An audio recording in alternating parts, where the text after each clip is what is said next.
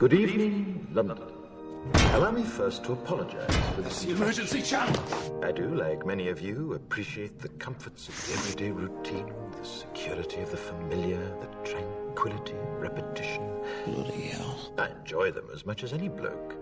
But in the spirit of commemoration, whereby those important events of the past, usually associated with someone's death or the end of some awful bloody struggle, are celebrated with a nice holiday, I thought we could mark this November the 5th, a day that is sadly no longer remembered, by taking some time out of our daily lives to sit down and have a little chat. There are, of course, those who do not want us to speak. Let me think, just let me think. I suspect even now, orders are being shouted into telephones, and men with guns will soon be on their way. It's Chancellor Sutler. Damn it! Why? Because while the truncheon may be used in lieu of conversation, words will always retain their power.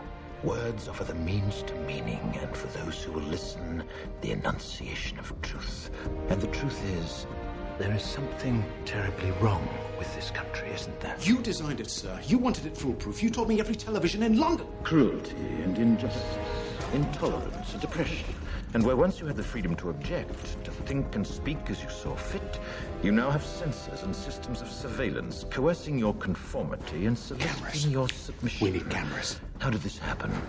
Who's to blame? Well, certainly there are those who are more responsible than others, and they will be held accountable. But again, truth be told, if you're looking for the guilty, you need only look into a mirror. I know why you did it.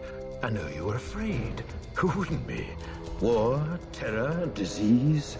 There were a myriad of problems which conspired to corrupt your reason and rob you of your common sense. Fear got the best of you, and in your panic you turned to the now High Chancellor Adam Sutler. He promised you order, he promised you peace, and all he demanded in return was your silent, obedient consent. Inspector, you're almost through. Last night, I sought to end that silence. Last night, I destroyed the Old Bailey to remind this country of what it has forgotten. More than 400 years ago, a great citizen wished to embed the 5th of November forever in our memory. His hope was to remind the world that fairness, justice, and freedom are more than words. They are perspectives. So if you've seen nothing, if the crimes of this government remain unknown to you, then I would suggest that you allow the 5th of November to pass unmarked. But if you see what I see, if you feel as I feel, and if you would seek as I seek, then I ask you to stand beside me 1 year from tonight, outside the gates of Parliament, and together we shall give them a 5th of November that shall never, ever be forgotten.